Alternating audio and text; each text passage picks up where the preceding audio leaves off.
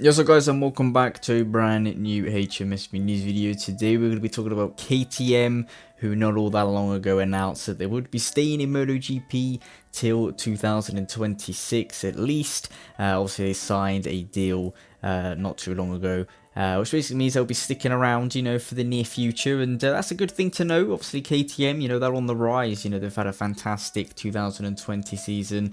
They also announced their test riders not all that long ago. Obviously DANI, PEDROSA and Mika Kallio will both be staying around for another year, which is great. It's just a great thing that KTM have going on right now. Also, they've got great test riders, Mika Kallio and DANI PEDROSA.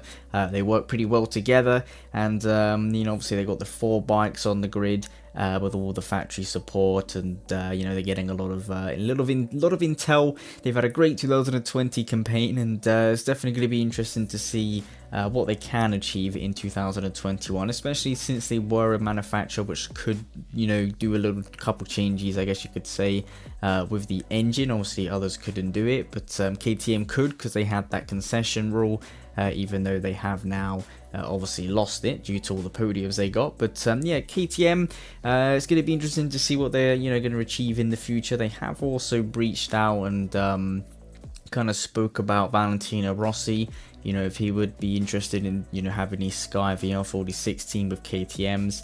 That they would be open to do that. So that could be very interesting. KTM, like I said, they're definitely a team on the rise. See, if you compare to where they are now to where they were when they first joined MotoGP, it's been pretty quick progression. They're doing a lot of step forwards, and DANI PEDROSA was obviously a great signing for them, who has definitely pushed them up maybe a little bit faster than what they would have done without him. So it's all going really well for KTM, you could say. And it's definitely a bike which I guess you could say you'd like to be on. Like I said in previous videos and stuff, it's a bike which has worked with 4 different riders which have 4 different riding styles, and that's something pretty hard to achieve in MotoGP, your bike to work with all of the riders. So KTM done a good job with that. There's some pretty different riding styles. We've got Miguel Oliveira. If you compare him to Lecuona, it's significantly different, for example. And then obviously you got Brad Binder, with his leaning angle, and then obviously Paul Espargaro has a similar style to Marc Marquez. So it works well with everybody.